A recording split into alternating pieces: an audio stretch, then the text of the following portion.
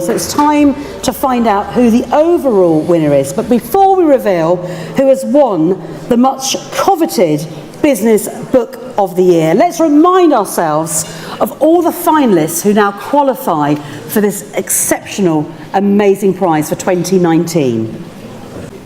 The Business Book of the Year 2019 finalists are The Creative's Guide to Starting a Business by Harriet Kelsall, The Choice Factory by Richard Shotton, The Learning Imperative by Mark Burns and Andy Griffith, Powered by Change by Jonathan MacDonald, The Leadership Lab by Chris Lewis and Pippa Marmgo, Defining You by Fiona Murray, The Art of Plain Speaking by Charlie Corbett, The Numbers Business by Della Hudson, and The Laws of Human Nature by Robert Greene. Wow. What some amazing finalists. Let's give them all a huge round of applause. Yes.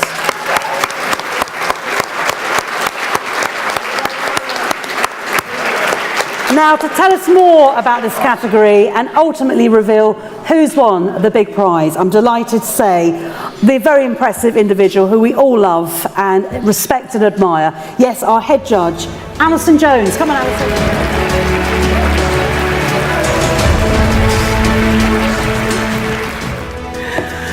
So who envies me having to make this choice? Yes, it was a very difficult decision. So before I reveal it all, let me start by just saying thank you from myself. I know a lot of thank yous done tonight. This is the last of them, I promise, and then we can all go home. I want to add my thanks to the team behind this incredible evening, to Lucy for her vision and her dedication in founding the awards, to Kasim and Brad and the whole team at Pathway Group for their hard work and their good humour, and to the incredible team of judges. Thank you all so much. You have worked your socks off and I really, really appreciate it. You had a very difficult task and you discharged it with rigour and cheerfulness, and I couldn't ask for more, so thank you all. Big hand for the judges. Clapping myself.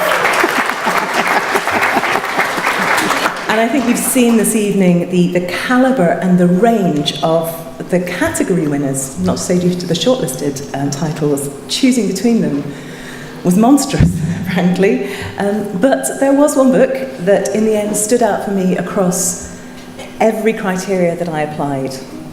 So on the most basic level, the production quality and design are superb, as is the quality of the writing and the editing. And the topic with which it deals is one of vital importance to every business. In fact, in some ways it transcends business, and it speaks to the most pressing and problematic issues in our world, and goodness knows there's enough of those. And finally, I was won over by the beautiful elegance of its structure and organisation, which helps the reader navigate a wide range of material with ease and reveals the relationships and interdependencies within it.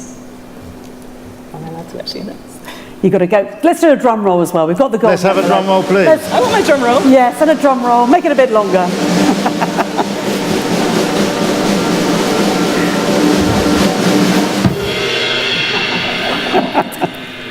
The winner of the overall Business Book of the Year 2019 is The Leadership Lab by Chris Lewis and Pippa Marmgo.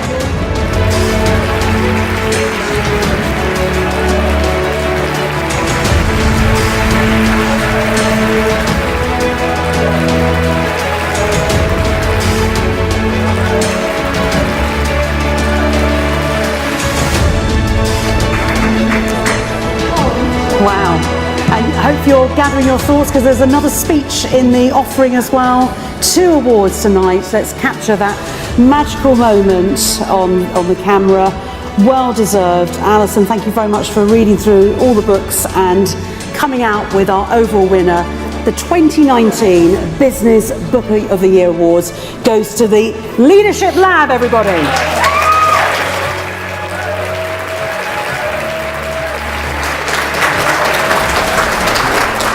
You know, first of all, how amazing that this prize is so recent.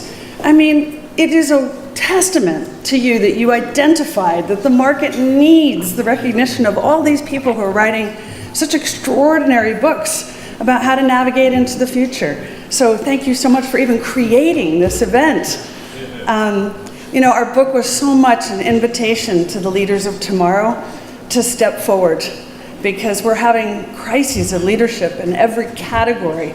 And our whole book was really about how to navigate, not thinking in the way we used to, but in a way we need to.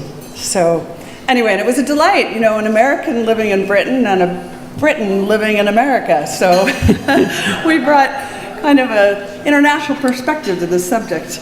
And hopefully we brought also a shout out for the equality part of this as well, because until we get proper diversity and representation in the boardrooms of this world, we'll continue to make the same mistakes of overconfident men without the imagination to see where they could go wrong.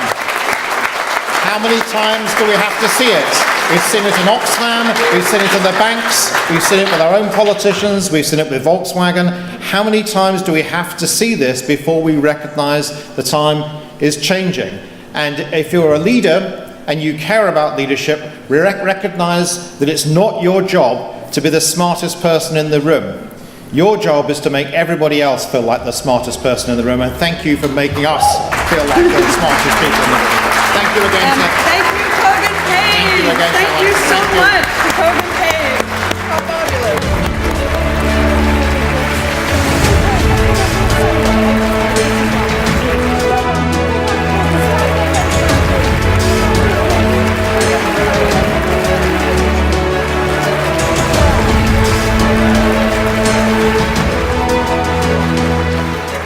Some of it, look, it said 20th century leadership was totally different than 21st. So 20th century leadership was all about the leader, the cult of the iconic leader.